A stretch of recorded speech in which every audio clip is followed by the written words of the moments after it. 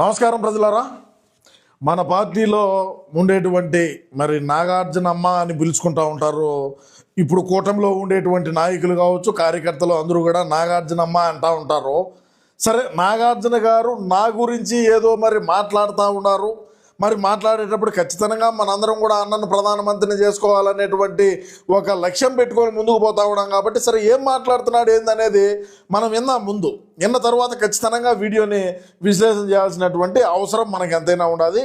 సరే, ఏం మాట్లాడుతున్నాడు నాగార్జున గారు విందాం మనం. ఓకే, ముందు విన్న తర్వాత మాట్లాడదాం. చెప్పు నాగార్జున.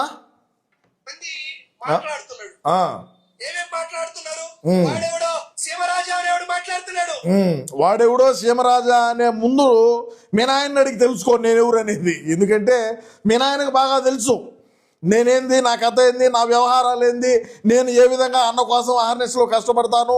మరి మనం ప్రభుత్వంలో ఉన్న నాటి నుంచి మనన్న ముఖ్యమంత్రిగా ఉన్న రోజుల్లో నుంచి మీలాంటి లఫూట్ బ్యాచ్ని, మీలాంటి తపేలం బ్యాచ్ని పక్కన పెట్టి మనం ముందుకు పదాం.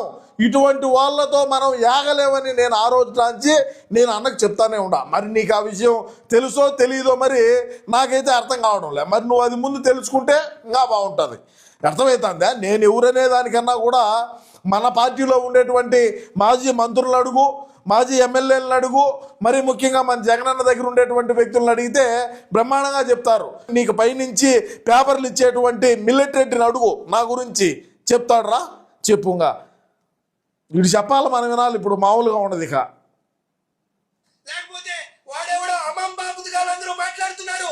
జగన్మోహన్ రెడ్డి గారి కుటుంబ సభ్యులని వచ్చినట్టు మాట్లాడేటువంటి ప్రతి ఒక్కరూ గుర్తు పెట్టుకోండి.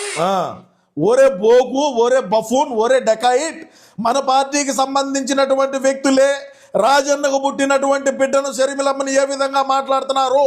ఆ రోజు ఏమి heritage ice cream, heritage kulfi ఏమన్నా నోట్లో పెట్టుకొని చీకుతా ఉన్నావా అని రాష్ట్రంలో ఉండేటువంటి ప్రజానికం అనుకునేటువంటి పరిస్థితి. మరి షర్మిలమ్మను మాట్లాడే రోజు ఎందుకు మాట్లాడాలా? షర్మిలమ్మ నువ్వు ఏ విధంగా మాట్లాడుండావు? షర్మిలమ్మ వ్యవహారాన్ని, షర్మిలమ్మకు రంకు కట్టి షర్మిలమ్మ కట్టుకున్న చీర గురించి మాట్లాడినటువంటి మన జగనన్న మరి ఆ రోజు ఎందుకు మాట్లాడాలా నువ్వు?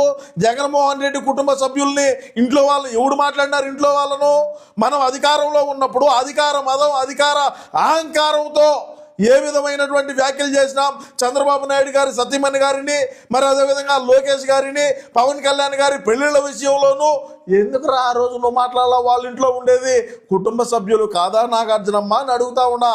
దీనికి చెప్పు మే సమాధానం ముందో. నువ్వు ఒక దాన్ని వచ్చినావు ఈరోజు నీ గుడుగాల